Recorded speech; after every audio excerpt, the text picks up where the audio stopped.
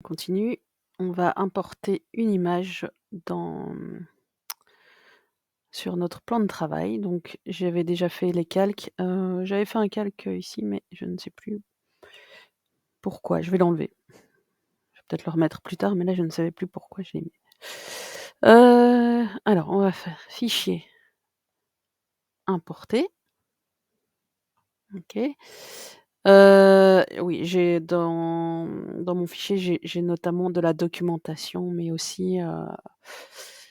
aussi les images libres de droit que j'ai choisies.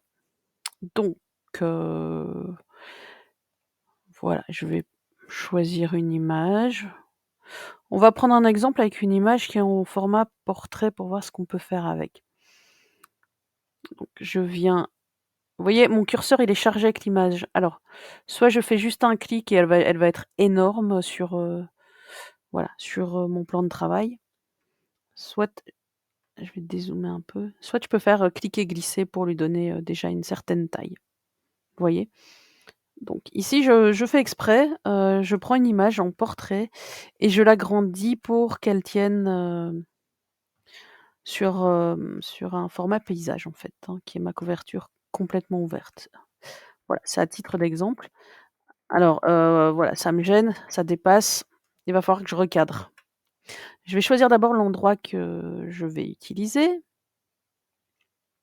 Alors soit je prends juste le dessous, soit je prends, un peu de la tête et un peu, des jambes, soit je ne prends que voilà, que cette partie-là. Moi, je pense que je vais prendre, voilà, cette partie-là, donc il va falloir que je me débarrasse du haut et du bas.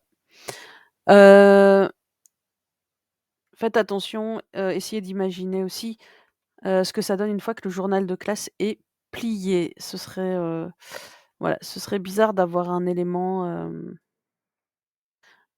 essentiel, ici ou d'avoir une partie de la tête, comme ça au milieu, surtout pour le personnage principal, donc faites bien attention à ça.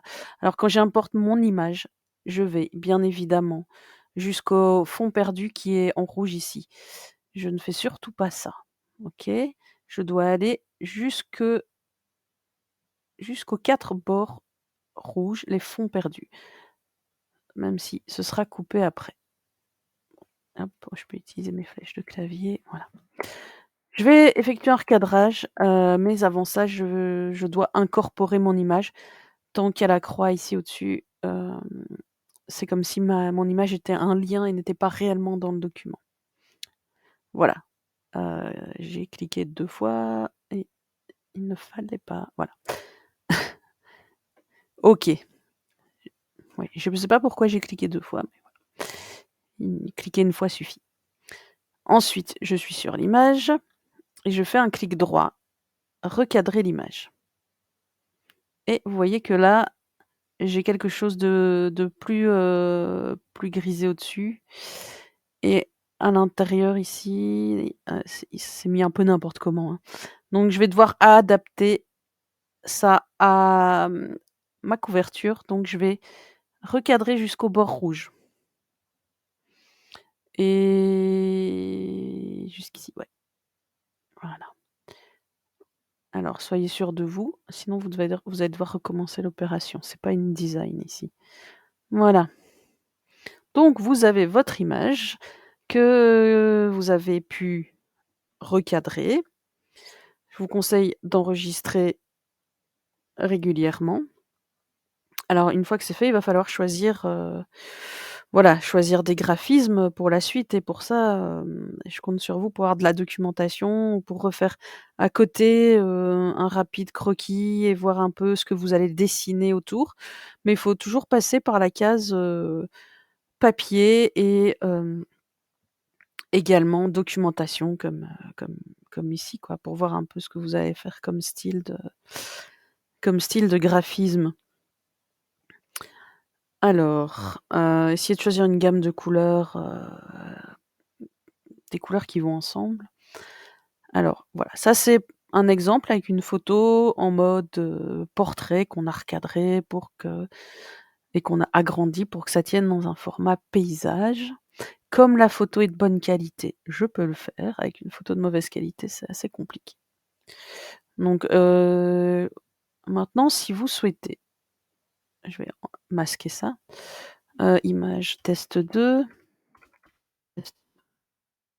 Si vous le souhaitez, on peut importer 2 images, par exemple. On pourrait importer, 2 images en portrait et je vais prendre celle-là. Voilà, on pourrait en prendre une pour la cover. Pour la première de couverture, incorporer, voilà, on va recadrer après et fichier importer et voilà, on choisit, par exemple, voilà celle-là.